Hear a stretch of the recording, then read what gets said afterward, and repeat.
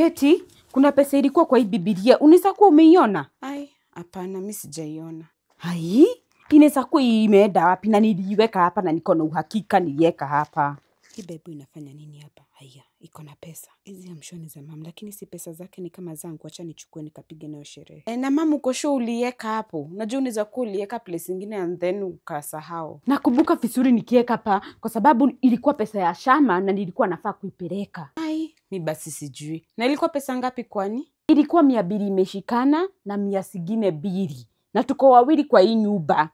So, lazima ni wewe umeshukua ama mimi nikaipoteza. Ama nimwambie Wanaisraeli ndo walimuibia. Ai, surely mom. Sasa mbona nikuibie pesa? I'm sure tu ni kumisplace umemisplace. Hapana, niko na uhakika niliweka hapa. Sasa nitatolewa mama wa shamba pesa yao wapi? Basi wewe tafuta tu utaipata. Wacha mimi niende nisichelewe. Kama si wewe umeshukua iko huku tu nitaitafuta. Na nilikwambia aje Keti, msichana anafaa kuwa amejipanga, anafaa kuwa very neat. Hebu leta hiyo bagi nikupagie. Ati unipangie mam? Hii usikii iko sawa mam. Hapana, hebu angalia hata vitu zingine asitoshei karibu zimwagike na ije. Hebu leta nikupagie uone hizo vitu zote zitatoshea hapo dadi misuli. Ai mama, achana tu nayo cause nikikupea nitachelewa kuingia class. Wewe leta, hiyo ni dakika 2. Leta. Msichana anafaa kupaga vitu zake sinakaa neat. Sawa? Najua mam. Achana tu nazo, nitaendelea hapo pengine. Mwadhani Yesu. Keti.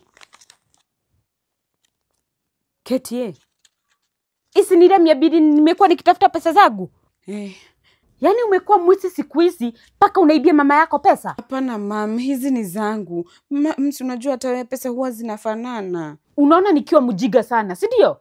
Wewe umekuwa criminal. Wacha nipigie baba yako apigie OCS, ufunzwe adabu wewe. Hey mam, kama ni cha kupigia OCS na dadi, wacha tu niseme ukweli. Hizo pesa nilichukua by mistake, hata sikujua nikichukua. Mistake gani? Wewe lazima ufundishwe adabu. Hapana mama, please nisamehe, ni makosa ya mikono yangu tu. Toroka kabisa. Utarudi tu huku. Mimi sitalea mwisi kwa nyumba yangu. Wacha nipigie baba yako.